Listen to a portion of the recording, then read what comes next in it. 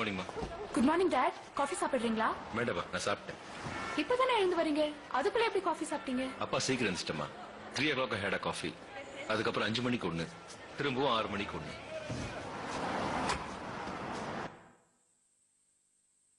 Dot, any problem? No, கொஞ்சம் யோசனை, அதான் தூக்கம் வரல. என்ன டாட்? எல்லாம் உன்னை பத்தி தான்மா. நேத்து அந்த பையன் சொன்னதே நினைச்சிட்டு இருக்கீங்களா? அப்புறம் நேத்து சரவண சொன்னதை யோசிச்சுட்டு இருந்தேன், அதான் தூக்கம் வரல. நான் கேட்கிறேன்னு தப்பா நினைக்காதம்மா. நீ ஏமா அந்த சரவணனே கல்யாணம் பண்ணிக்க கூடாது? டாடி. ஆமாமா, எனக்கு என்னமோ இதான் சரின்னு படுது. இதெல்லாம் சரியா வராதுப்பா. எதுவா சரியா வராது? அவனுக்கு நிச்சயம் ஆயிடுச்சு. நிச்சயம் நேரம் ஆயிருக்கு, கல்யாணம் ஆகலையே. இத பாருமா, இந்த கல்யாணம் குடும்பம் எல்லாம் வாழ்க்கையில ஒரு தடவை தான். கமிட் ஆகிறதுக்கு முன்னாடி எவ்வளவு வேணா யோசிக்கலாம், எத்தனை தடவை வேணா முடிவை மாத்திக்கலாம். சரவண ஒத்துக்க மாட்டான் டாடி. என்ன டாட் சிரிக்கிறீங்க? யூ ஸ்டில் லவ் அம்மா. இன்னொன்னு சரவண நீ கல்யாணம் பண்ணிக்கிறான்னு நான் கேட்டப்ப வேணாம் டாட், அவன் எனக்கு பிடிக்கல, அவனுக்கு தேவையில்லைன்னு ஒரு தடவை கூட நீ சொல்லல. வேற ஏதோ ரீசன்ஸா நீ சொல்லிட்டு இருந்த. யாமினி, இது உன் லைஃப், இதுல உன் சந்தோஷம் தான் முக்கியம். மத்தவங்களுக்காக யோசிச்சு உன் சந்தோஷத்தை விட்டு கொடுத்துறாது. It's no use. ஏமா சரவண கல்யாணம் பண்ணிக்கு இவ்வளவு யோசிக்கிற? அவன் அந்த பொண்ண ரொம்ப லவ் பண்றான். இப்போ அவனுக்கு என் மேல லவ் இல்ல. யாருமா சொன்னது? அவனுக்கு உன் மேல ஒரு பேசிக் லவ் இல்லாம இப்படி ஒரு வார்த்தை அவன் வாயில இருந்து வராதுமா. இல்ல டாட், அவ ஏதோ கோவத்துல. யாமினி, நான் நீ சரவண ஏன் கல்யாணம் பண்ணக்கூடாதுன்னு கேட்டதுக்கு நிறைய காரணங்கள் இருக்கு. இப்படி ஒரு விஷயத்த நீ நான் யோசிக்காதப்போ ஏன் நான் யாமினியை கல்யாணம் பண்ணிட்டா என்னன்னு முதல்ல கேட்டது யாரு? சரவணன் தான். அதுவும் குழப்பமோ தயக்கமோ இல்லாம தெளிவா அவன் கேட்டான். உன்னோட கல்யாணம் தள்ளி போறதுக்கு அவன் தான் காரணம், அது அவனுக்கும் தெரியும்.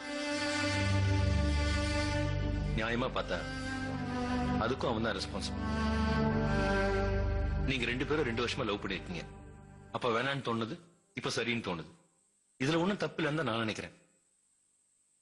இது எல்லாத்துக்கும் மேல அவனை உனக்கு ரொம்ப பிடிச்சிருக்கு, அதுதான் ரொம்ப ரொம்ப முக்கியம். இங்க பாருமா, அப்பா ஒரு பிசினஸ் மேன். என்ன பொறுத்த வரைக்கும் எல்லாத்துக்கும் ஒரு வேலை இருக்கு. அந்த வேலையை கொடுத்தா எதுவுமே கிடைக்கும். உனக்கு பிடிச்சிருக்குன்னா என்ன விலை கொடுத்தனாலும் அதை வாங்கிரு. நான் விலைன்னு சொன்னது பணத்தை மட்டும் இல்ல.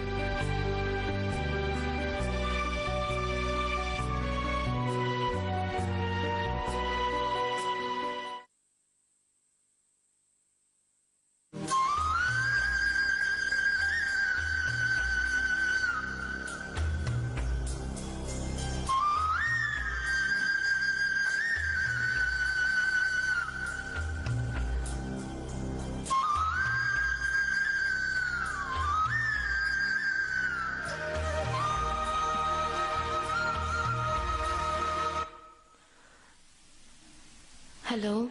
தூங்கிட்டியா? மணி என்ன ஆச்சு? நல்லா தூங்கிட்டு இருந்தவளை எழுப்பி தூங்கிட்டியான்னு கேக்குற. சரி, அப்ப நாளைக்கு காலை கூப்பிடுறேன். என்ன விளையாடுறியா? என்ன விஷயம் சொல்லு. நான் உங்ககிட்ட கொஞ்சம் பேசணும். என்னன்னு சொல்லு. இல்ல, நேர்ல பேசணும். இந்த நேரத்துல எப்படி? இல்ல, உன் ஃப்ரெண்ட் வீட்டு வெளில தான் நிக்கிறேன், கொஞ்சம் வர முடியுமா? ஃப்ரெண்டு வீட்டுக்கு வெளியே இருக்கியா? என்னடா இது? ஏய், ப்ராப்ளம்னா வேண்டாம், நாளைக்கு பாத்துக்கலாம். அப்படிலாம் ஒண்ணும் இல்ல, நான் வரேன்.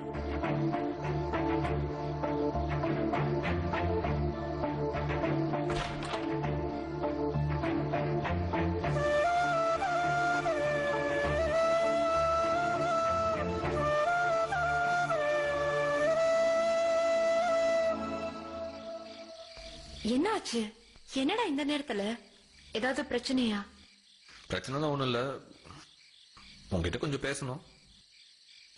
சொல்லு. சாரி. எதுக்கு? உங்ககிட்ட ஒரு பொய் சொல்லிட்டேன். புரியல. அது பொய்யின்ல, ஒரு உண்மையை உங்ககிட்ட சொல்லாம மறைச்சிட்டேன். என்னன்னு சொல்லு.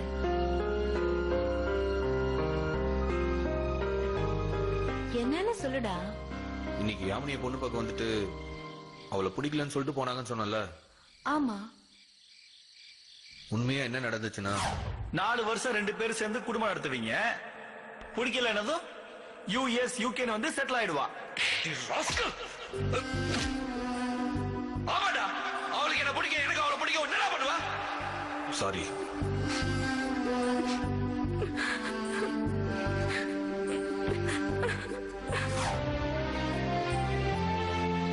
இத உங்ககிட்ட சொல்லாம தான் வந்தேன்.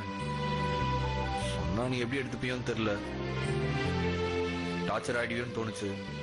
அதான் சொல்லாம கிளம்பிட்டேன். ஆனா வந்ததுக்கு அப்புறம் என்னால தூங்கவே முடியல. நான் ஏதோ பெரிய தப்பு பண்ணிட்டேன்னு உறுத்திட்டே இருந்துச்சு. உங்ககிட்ட சொல்லாம விட்டது தப்புதான் தோணுச்சு. அதான் ராத்திரி ஆனாலும் பரவாயில்லன்னு கிளம்பி வந்துட்டேன். சாரி மீனாட்சி. இதுக்காகவா இந்த நேரத்துல இவ்வளவு தூரம் வந்திருக்க? இத போன்லயே சொல்லிருக்கலாமே. போன்ல நீ கோச்சிட்டீனா நேர்லன்னா உன் கையை பிடிச்சு காலை பிடிச்சு விளக்கம் சொல்லலாம்ல. வாய் வச்சுட்டு சும்மா இருக்க மாட்டியா? என்ன மீனாட்சி? என்ன நொன்ன மீனாட்சி? ஏற்கனவே அவனுங்க உனக்கும் யாமனைக்கும் நடுவுல ஏதோ ஒண்ணு இருக்குன்னு சண்டை போடுறானுங்க. அவனுங்க கிட்ட போய் ஆமா அப்படிங்கிற மாதிரி பேசியிருக்க. சாரி மீனாட்சி. சரி, பிரச்சனை முடிஞ்சதும் கிளம்பி வர வேண்டியது தானே. அது என்ன தனியா இருக்கிறவள போய் கட்டி பிடிச்சு ஆறுதல் சொல்றது? ஆல மீனாட்சி, அவதான் அவதான் இல்ல, அவதான் கட்டி பிடிச்சு. நீ ஒண்ணு இல்லடான்னு முதுகுல தட்டி குடுத்தியா? சரியா ஞாபகம் இல்ல மீனாட்சி. ஓங்கி ஒண்ணு விட்டேன்னு வெய்யு, அப்ப தெரியும் உனக்கு. சாரி மீனாட்சி. நீ சொன்னதுல ஏதோ ஒரு கோவத்துல சொன்னது தானே, மத்தபடி உனக்கு அவளுக்கு ஒண்ணும் இல்லையே. சத்தியமா ஒண்ணு இல்ல மீனாட்சி. அவ கட்டி பிடிச்சப்போ எப்படி இருந்துச்சு? அவ கட்டி பிடிச்சப்போ எப்படி இருந்துச்சு? உண்மையை சொல்லுவா? சொல்லு. ரொம்ப பயமா இருந்தது மீனாட்சி. என்னடா ஏதோ தப்பு பண்றோம்னு உறுத்தலா இருந்துச்சு. ப்ராமிஸா வேற மனசுல எந்த எண்ணமும் வரல. இப்பெல்லாம் வேற எந்த பொண்ணை பார்த்தாலும் மனசுக்குள்ள உங்க நினைப்பு தான் வருது. வேற எந்த எண்ணமும் தோணல. ரொம்ப கிளாமரா ஒரு சினிமா படம் பார்த்தா கூட உனக்கு தப்பு பண்றோமோ ஒரு ஃபீலிங் தான் வருது. டேய், ஓவரா நடிக்காதடா. சத்தியமாடி, உன்னை பாக்குறப்ப உன் கூட இருக்கிறப்ப வர அமைதியும் சந்தோஷமும் இருக்கே, சூப்பர் அடி. எப்பவுமே இது இருந்தா போதும், வேற எதுவும் தேவையில்ல. மத்தவங்க எப்படின்னு தெரியல, ஆனா என்ன பொறுத்த வரைக்கும் எந்த பொண்ணை கிராஸ் பண்ணாலும் உன் ஞாபகம் தாண்டி வருது. ஒரு செகண்டுக்கு மேல ஒரு பொண்ணை பார்த்தா எங்க உனக்கு தப்பு பண்றோமோன்னு தோணுது. 8ஆம் கிளாஸ் அவ்வளவு நல்லவனா நீ? அப்படிலாம் ஒண்ணும் இல்ல, ஆனா கொஞ்ச நாள் அப்படிதான் ஆயிட்டேன். சரி, இப்ப என்ன வேணும் உனக்கு? ஒண்ணும் வேணா. இதெல்லாம் உங்ககிட்ட சொல்ல நினைச்சேன். இப்ப மனசு பூரா அமைதியாயிடுச்சு. இதெல்லாம் உங்ககிட்ட சும்மா சீன் போறதுக்காக சொல்ல நினைக்காத. நிஜமாவே சொல்லணும்னு நினைச்சேன், சொல்லிட்டேன். இங்க பாரு, இன்னைக்கு இருக்கிற சூழ்நிலையில நீ எந்த பொண்ணையும் பார்க்காம பேசாம இருந்தா நீ நல்லவன் அர்த்தம் இல்ல. பொண்ணுங்களை பாரு, பேசு, பழகு. சலனமோ சபலமோ வராத மனுஷங்களே கிடையாது. அதுல முங்கி போகாம கரையறை தெரிஞ்சவன் தான் நல்ல மனுஷன். பாக்யராஜ் பாணியில சொல்லணும்னா, கோயில்ல வேலை செஞ்சுக்கிட்டு குடிக்காம இருக்கிறது பெரிய விஷயம் இல்ல. சாராய கடையில வேலை பார்த்துக்கிட்டு குடிக்காம இருக்கிறான் பாரு, அவன் தான் பெரிய மனுஷன். நான் அப்படி யோசிப்பேனோ இப்படி யோசிப்பேனோன்னு நீயா யோசிக்காம எதுவா இருந்தாலும் என்கிட்ட ஷேர் பண்ணிக்கோ, நாம ஃபேஸ் பண்ணுவோம். சரி, கிளம்பு.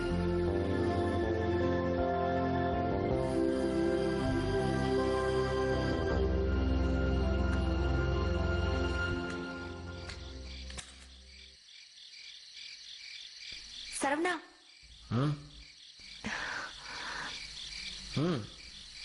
I love you.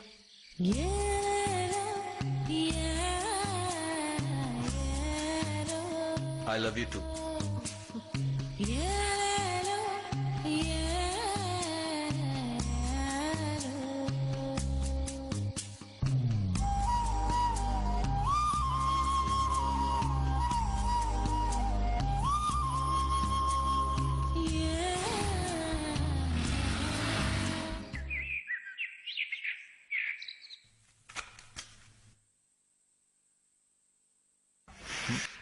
Good morning போ. Good afternoon. அவ்வளோ தூங்கிட்டேனா? ஆமா அம்மாக்கெல்லாம் எங்க காணும். அதிகம் பாவம் பண்ணவங்களாம் எங்க போவாங்க? கோயிலுக்கா போயிருக்காங்க? பண்றதெல்லாம் டகால்டி வேலை. ஆனா கோயிலுக்கு மட்டும் ஒழுங்கு மாதிரி போறது. அதான்டா உன் அம்மா பாவத்தையும் புண்ணியத்தையும் உடனே உடனே பேலன்ஸ் பண்ணிடுவா. மை சன், எனக்கு ஒரு சின்ன டவுட். என்ன? நேற்று சாயங்காலம் சுமார் 6 மணி அளவுல மீர் சாஹிப் மார்க்கெட் கிட்ட ஒரு பொண்ணோட பைக்ல போயிட்டு இருந்திய. எங்கள அது அது நிச்சயம் முடிஞ்சதுக்கு அப்புறம் இப்படி நடந்துக்கிறது நல்லாவா இருக்கு? யோ டாடி, அந்த பொண்ணு வேற யாரும் இல்ல, நம்ம மீனாட்சி தான். என்னடா சொல்ற? உன் மகன் ஒரு ராமன் உலகமே நம்புது. ஆனா நீ மட்டும் சந்தேகப்படுற. அது ஏன் நான் கேக்குறேன். அவங்களுக்கு எல்லாம் உன்னை பத்தி தெரியாதுடா, எனக்கு தான் தெரியும். என்ன நக்கல? அப்புறம் எங்கிட்டயே வெள்ளை காக்கா மல்லாக்கா பறக்குதுன்னு சொன்னா எப்படிடா? இப்ப என்ன சொல்ல வர? மீனாட்சி எப்படிடா மீர் சாஹிப் பேட்டைக்கு வந்தா? நிஜமா தான்பா, அவ PhD பண்றால, அது சம்பந்தமா ஏதோ. நம்பிட்டேன். சரி, அதை சாக்க வச்சுட்டு என்ன பார்க்க வந்தா போதுமா? நிஜமாவா சொல்ற? ஆபீஸ்க்கு வந்திருந்தா அங்க இருந்து பீச்சுக்கு போற வழியில தான் நீ ஒளிஞ்சிருந்து பார்த்துட்டு இப்படி சீனை போடுற. மீனாட்சி வந்தது வெள்ளை வேட்டிக்கு தெரியுமா? அவரு தான் ஐடியா கொடுத்து டிக்கெட் எடுத்து அனுப்பியிருக்காரு. அப்படி போட அருவாள. இந்த காதல் கதையில வெள்ளை வேட்டி கேரக்டர் சேஞ்ச் ஆயிடுச்சு. மீனாட்சியை வீட்டுக்கு கூட்டு வர வேண்டியதானடா? எதுக்கு? அம்மா ஆடி பாடி ஊடு கட்டுறதுக்கா? அதுவும் சரிதான். நிச்சய வீட்டுல ஆளாளுக்கு உங்க அம்மாவை வெறுப்பேத்தி அனுப்பி இருக்கிறாங்க. இன்னும் பாயில் ஆயிட்டே தான்டா இருக்கிறா. அதனாலதான் நான் கூட்டு வரல. சரிதான் மீனாட்சி, நான் கேட்டதா சொல்றேன். இன்னும் எத்தனை நாளைக்கு இங்க இருப்பா? இன்னொரு வாரம் இருப்பா. அப்போ ஒரு நாளைக்கு நம்ம எல்லாம் லஞ்சுக்கு மீட் பண்ணலாமா? நாங்க தினமும் லஞ்சுக்கு மீட் பண்ணிட்டு தான் இருக்கிறோம். ஒரு நாள் மீட் பண்ணும்போது சொல்லி அனுப்புறேன், வந்து பில்ல மட்டும் பே பண்ணிட்டு போ. அட பாவி. என்ன அடப்பாவி? லவ் பண்ற பொண்ண தினமும் பார்த்தா எவ்வளவு செலவாகும் தெரியுமா உனக்கு? என்னடா செலவாகும்? போக்குவரத்து, சில பல சாப்பாடுகள், அதோட முக்கியமா இந்த பாக்குறப்பெல்லாம் ஒரு கிஃப்ட்னு ஒரு ஐட்டம் கொடுக்கணும் பாரு, என்ன செலவாகும் தெரியுமா? தம்பி, அதெல்லாம் கொஞ்சம் உஷாரா யோசிக்கணும்டா. பாக்குறப்பெல்லாம் வாட்சி மோதிரம்னு கிஃப்டா கொடுத்தா வருஷத்துக்கு ஒரு தடவை தான் மீட் பண்ண முடியும். கவிதை, கண்மை டப்பா, இப்படி குறைஞ்ச செலவு கிஃப்டா கொடுத்து அசத்துனடா. அடடா, என்ன ஒரு இன்ட்ரெஸ்டிங்கான கிஃப்ட்னு தோணணும், அதே சமயத்துல செலவும் ஆவப்படாது. செம்ம கேடிப்பா நீ. கேடியலன்னா உன் டாடி இவ்வளவு நாள் காலத்தை ஓட்ட முடியுமா? ரைமிங். சரி, அதை விட மீனாட்சி மெட்ராஸ்ல தான் இருக்கிறான்றதுக்காக தினமும் மீட்டிங்க போட்டுறாத. ஏன்? பேச வேண்டிய நல்ல விஷயம் 2 நாள்ல காலி ஆயிடும்டா. அப்புறம் வேண்டாதத பேசுவோம், பிரச்சனை தான் வரும். கரெக்டா தான் சொல்றேன். அப்பப்ப பாக்குற காதலி இனிக்கிறதுக்கும் அடிக்கடி பாக்குற மனைவி கசக்கிறதுக்கும் அதுதான் காரணம். பின்றப்பா பிலாசபில.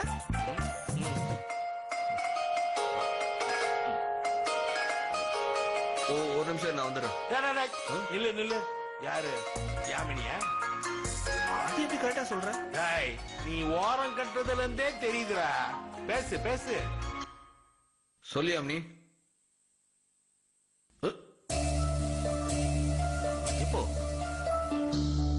எங்க? ஐயோ, இப்ப எப்படி இருக்காரு? ஓகே. நீ உரி பண்ணாத, நான் உடனே வரேன். 7 செகண்ட்ல 70 ரியாக்ஷனை மாத்தினிய, என்ன விஷயம்? அப்பா, யாமே அவங்க அப்பாக்கு ஹார்ட் அட்டாக். சரி, என்னப்பா அசால்ட்டா சரின்ற?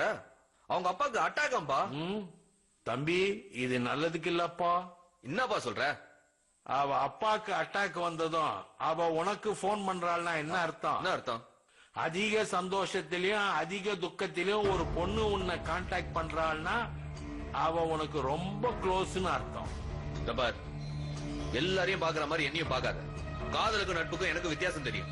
ஓ, அவங்க அப்பா ரொம்ப சீரியஸா இருக்காரு, நான் போய் பாத்துட்டு வந்துடுறேன். சரி, சீக்கிரம் வந்துரு.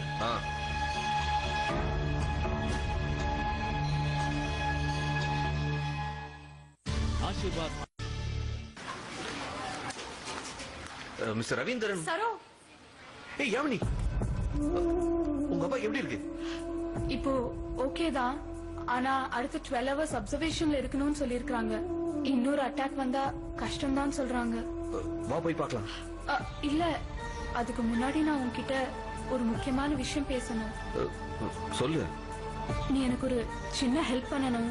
ஏய் என்னடி ஹெல்ப் கில்ப்லாம் பெரிய வார்த்தைலாம் பேசிக்கிட்டு, என்ன ஒண்ணு சொல்லு. பணம் ஏதாச்சும் வேணுமா? சாச்சா, இது வேற. என்னன்னு சொல்லு. அப்பாக்கு எதனால அட்டாக் வந்ததுன்னு உன்னால கெஸ் பண்ண முடியுதா? அதான் தெரியுமே, அந்த பொண்ணு பார்க்க வந்த முட்டாள் பையன் பேசிட்டு போனதை நினைச்சுதானே?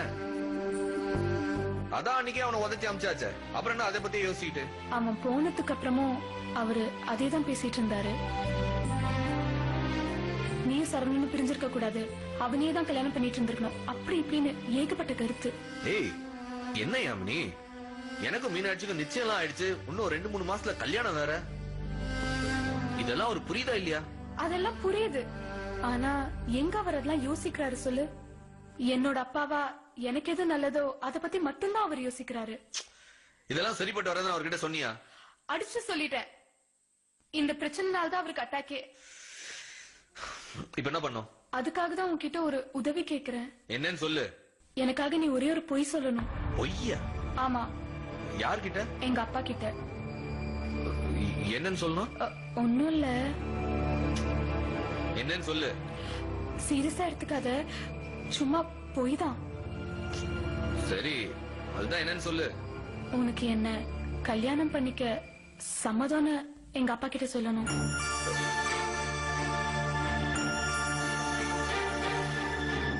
ஆமா சரவணா, இந்த பொய்ய சொன்னாதான் அப்பா கொஞ்சம் ரிலாக்ஸ் ஆவாரு. அவருக்கு பிரச்சனை இல்லாம இருக்கும், அவ்வளவுதான். ஏய் அதுக்காக இப்படியா? எனக்குதான் நிஜம் என்னன்னு தெரியுமே. நீ என்கிட்ட சொல்றதா இருந்தாதான் யோசிக்கணும். எனக்காக ஒரே ஒரு பொய் மட்டும் சொல்ல ப்ளீஸ். நான் இந்த பொய்யை ஈஸியா சொல்லிட்டு போயிடலாம், அதுக்கப்புறம் என்ன கேட்க மாட்டாரா? அதெல்லாம் நான் பாத்துக்கிறேன். அவருக்கு கொஞ்சம் உடம்பு நார்மல் ஆகட்டும். உனக்கும் எனக்கும் ஒத்து வரலன்னு நானே பொறுமையா அவர்கிட்ட பேசி சரி பண்ணிடுறேன். எனக்கு என்னவோ இது பெரிய பிரச்சனையில தான் போய் முடியும்னு தோணுது. ஒரு பிரச்சனையும் இல்ல.